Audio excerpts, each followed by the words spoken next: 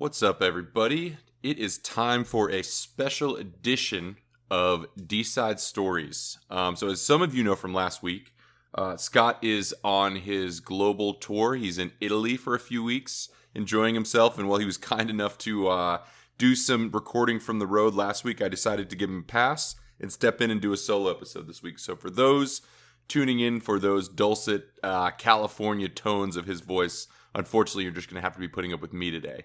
But this is a very special episode for another reason.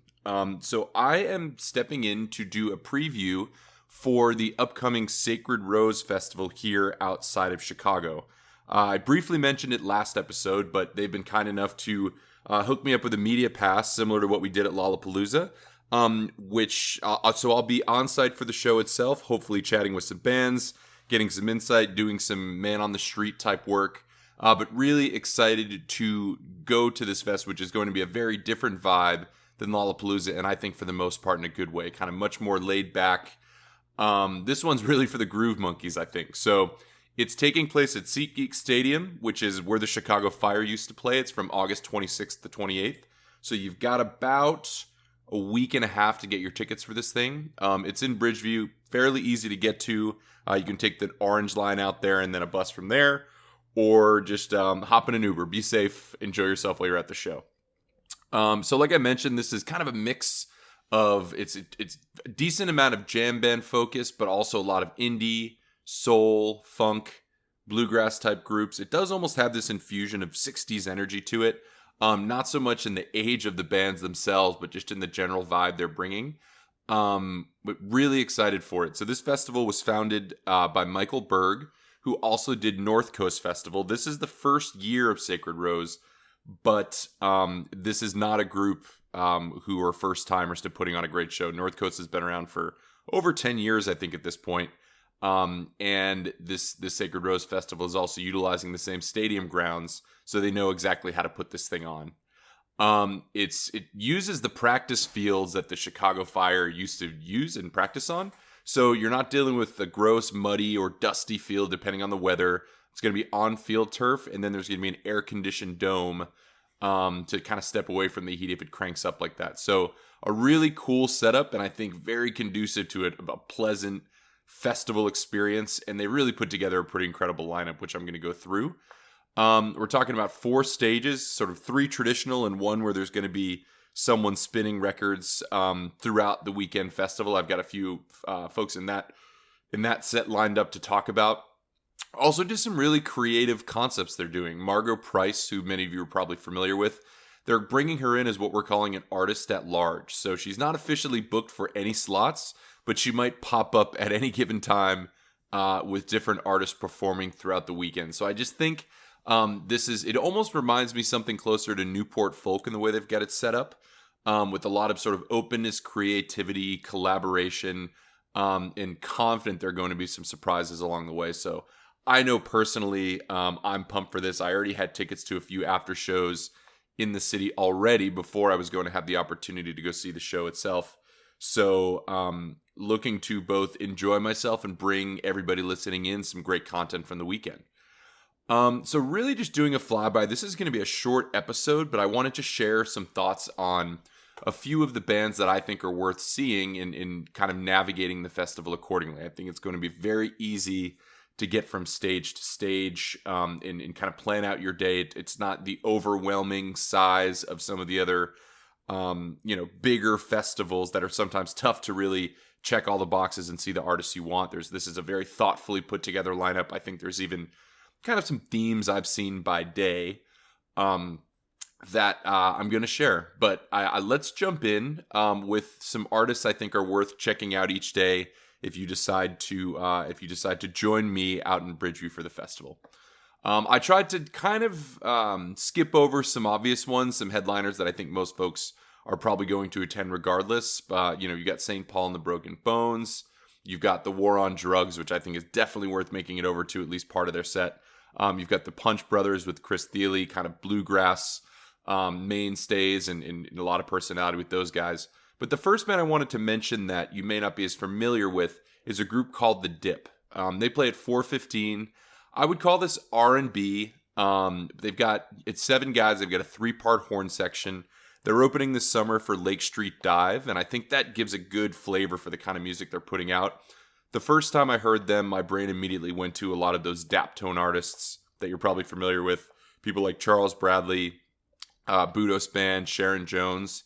These guys would actually be very well positioned to back up a few of those artists.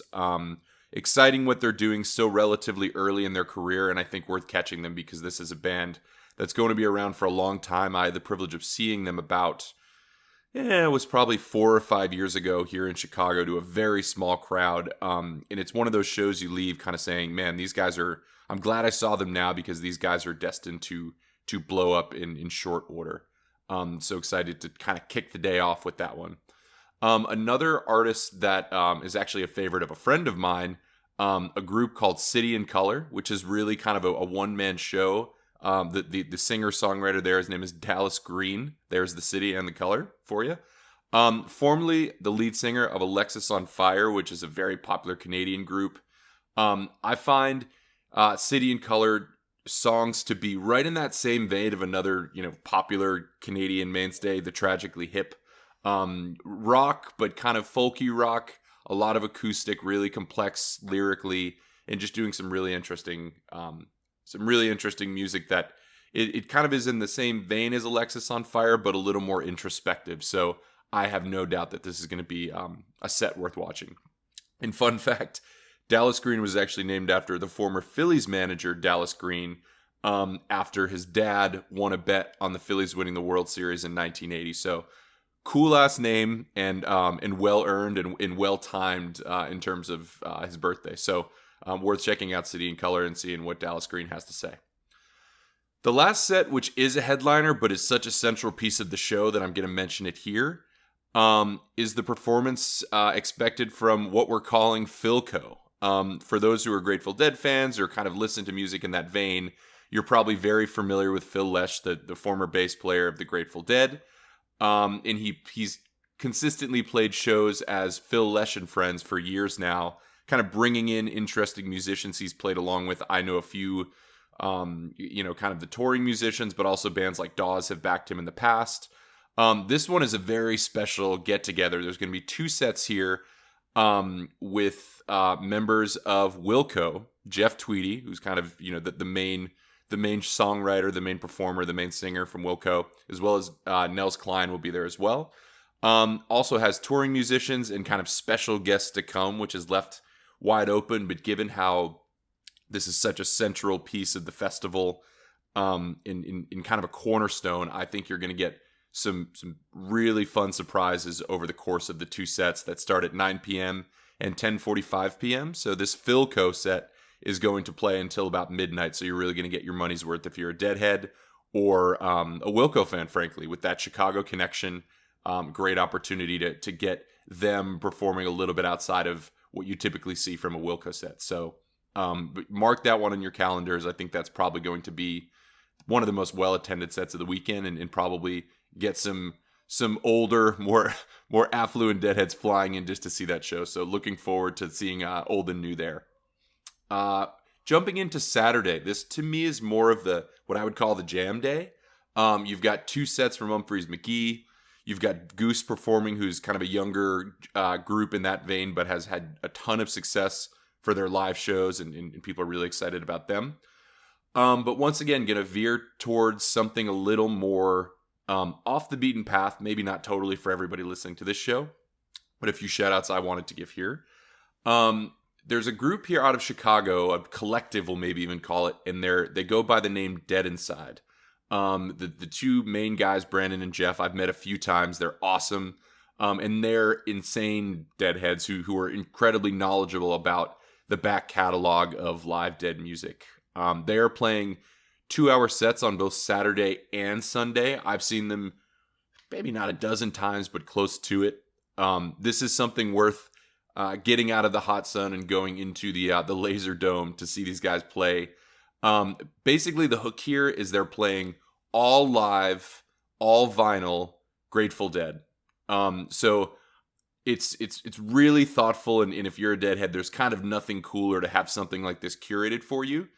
Occasionally they take requests, but I suspect they'll have some really thoughtfully curated sets here by era. Probably very different shows on Saturday and Sunday. And just incredibly cool guys. Great merch too. So if you want to score a t-shirt from someone at the festival, Dead Inside is not a bad place to start. But that 2-hour set on Saturday starts at 5:45. Another group worth mentioning, kind of a little bit in the middle of the bill here, is the group Moon Taxi. This is a group out of Nashville. They've got some of that southern sound, I think, infused in their music. I would call it something along the lines of indie alt rock. These guys have really built their reputation on festivals. They venture into jam rock a little bit, so I think this fits the bill here. There's even some kind of synthy electronic undertones with some of their music. It makes it have that kind of very big sound. I was trying to think of kind of who they remind me of, but these very uplifting, energetic jams that are pretty tight for a band that is capable of jamming, but their studio stuff is perfect for kind of a big festival crowd, and I think they're going to have a great turnout as well. So excited to see them. The last artist I'm going to mention here for Saturday is one of my favorites for a bunch of reasons, and that's Corey Wong. For those who don't know him, he's a Minneapolis-based rhythm guitarist, insanely prolific in terms of the amount of music that he puts out. He's a member of Wolfpack, who, if you're into jam music at all, you definitely know who they are.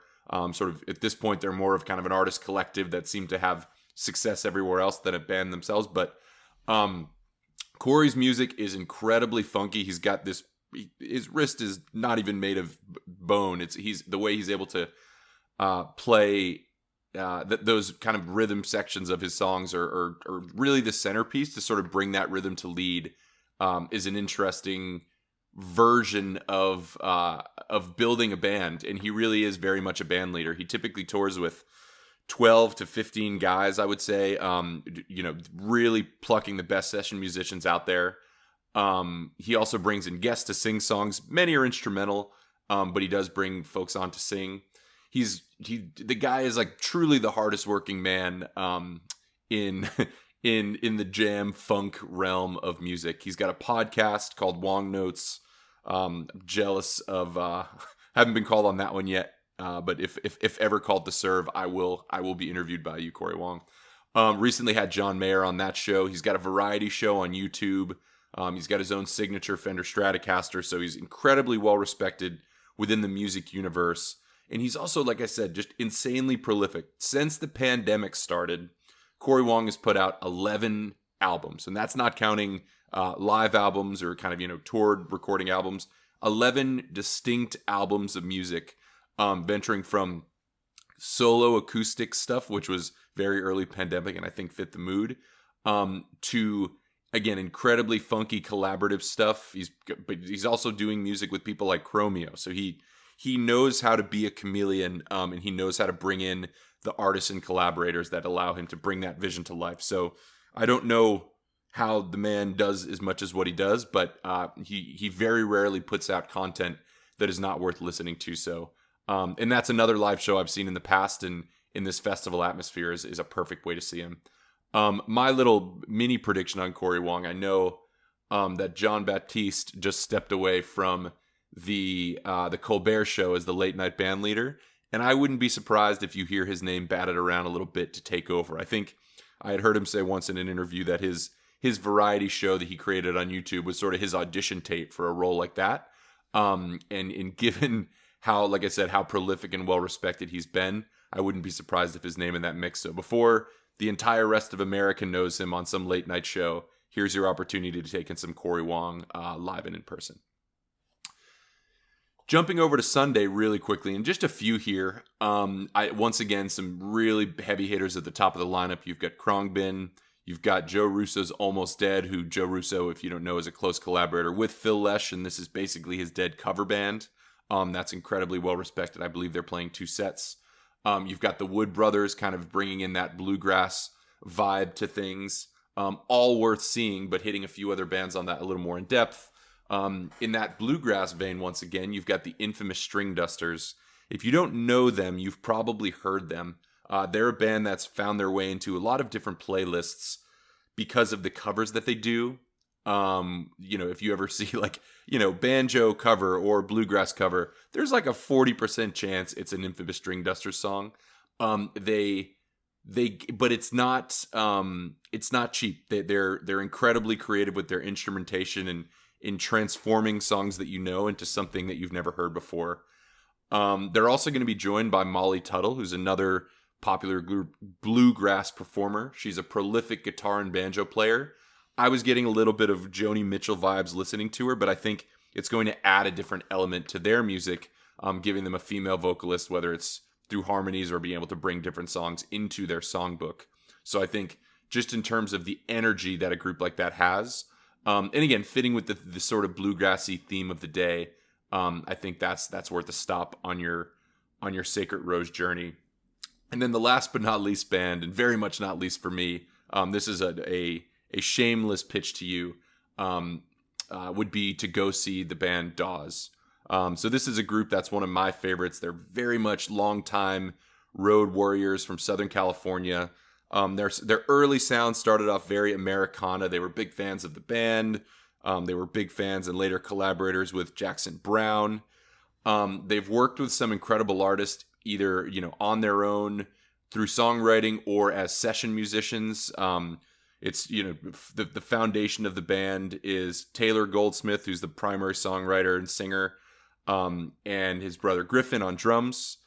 You've got Lee Pardini, who performs with people like Theo Katzman, is just an absolute virtuoso keyboard player.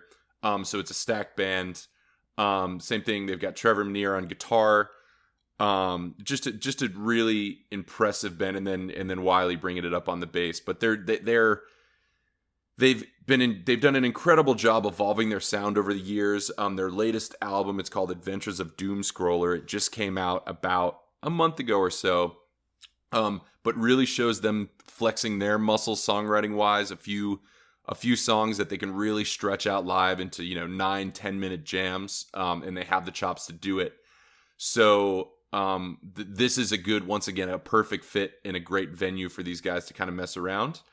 Would recommend going to listen to their album as well. And I also would keep your eyes peeled. They tend to pop up with other artists. Speaking of Joni Mitchell, I know Taylor had just played about a month ago at what they were calling the Joni Jam at Newport Folk. So if you have any question as to how well respected he is, he made his way onto the stage to play with Joni Mitchell for the first time she's played live in about 20 years. So these are really, an impressive lineup of artists, and I wouldn't be surprised if they pop up in the Fiddle Lesh set either, as I mentioned before. So that's a very quick flyby of what I'm excited about for Sacred Rose Festival. I have high hopes for this thing, both in terms of the bands they've been able to book, in terms of the logistics of the festival, and even in terms of the pricing. If you want to go out for a day, if you want to take in 2 days at the festival, the tickets are still available. They're very reasonable, and this is the first time. It's certainly in the Chicago area that I've seen a lineup put together like this. You might see them in California or out in Colorado, these kind of jammy bluegrassy type festivals, but this is really unique for the market we're in, and I think we're going to have perfect Chicago weather for it. Things are shaping up really nicely. So I was, like I said, once again very lucky to sort of sneak in and perhaps even bring you guys some interviews in the coming weeks with some of these groups. Kind of pick their brains before or after their sets about the festival itself, about where their music's going. But would love to hear from you. Take a look at the lineup, who you're excited about. And truly, if you plan to make it out to the festival, reach out to us on social. I would love to connect with people who are listening to this podcast in general and who would just share the same passion for this type of music that I do. Again, Lollapalooza was all about the spectacle, and we did have an incredible time experiencing that. But this one really feels all about the music to me. So hope you enjoyed this, guys. Hope this is a helpful nudge for you to take advantage of this really cool fest that's about to happen. More content coming on, like I said, the artists, hopefully some interviews in the coming weeks. But please let us know what you think and let us know if you're excited as we are about what's coming down the pipe. So hear from us soon. We'll welcome Scott back, I believe, next week. I forget if he's back in Chicago, or we're going to have to do it from a distance. But either way, we'll kind of make sure we're bringing back our same nonsense content to you guys. I'll make sure I'm making fun of his shoes again. So back to our regularly scheduled programming soon. But until then, thanks again for listening, and give us a shout on social if you got questions. See ya.